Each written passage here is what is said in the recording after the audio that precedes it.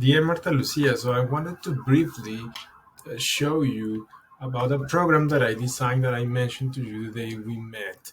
And the program is called the Finance Project. This is a program that was intended for CFOs and finance professionals to improve their technical English and also to go over financial strategy and data visualization. This is a program that I wrote 2 or 3 years ago, and it was broken down into four different modules, everything around financial planning and analysis. I successfully worked with different professionals, most of them financial managers and CFOs, like, for example, Rodrigo Garcia, who's the CFO at the Co-Raps. And he wrote, I was surprised that these classes are actually more a finance training than an English training you'll find in the market. I really enjoy it and helps me to refresh finance concepts that you normally don't use in your job. So I wanted to show you in this video a couple of lessons that I created. This lesson, it's a networking capital lesson. And in this lesson, I began by going over key terminology and concepts around the concept of networking capital in this case. Then I discussed um, the concept, including the formula on how to calculate networking capital and how the networking capital is embedded in the cash flow from assets. We did some exercises. Also, we solved some numerical exercises around P&L figures.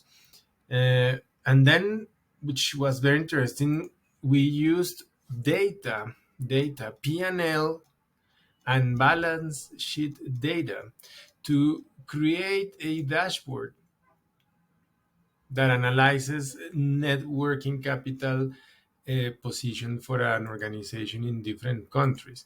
So this was a very interesting exercise because we got to discuss the different sub elements of the net working capital and how the net working capital affected on the cash flow from assets. Another example is a lesson that I wrote for this is for financial planning, and this was about full capacity sales of fixed assets.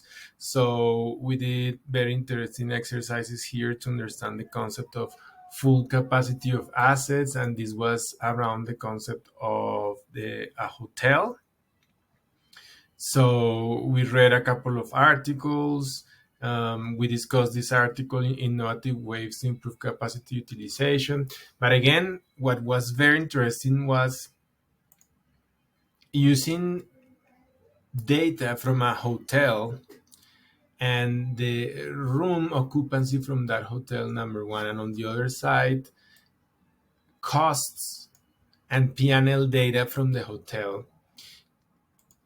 I created this dashboard, and during the lessons with my students, I was able to analyze different scenarios, like, for example, in what months of the year the capacity of this hotel was at 90% or above, and what was the impact of that capacity utilization on the financial metrics, like in this case, the gross profit, and try to explain why the gross profit was higher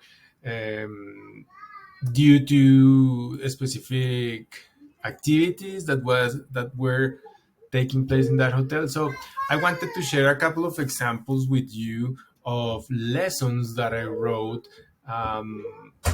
for this program called the Finance Project. Thank you.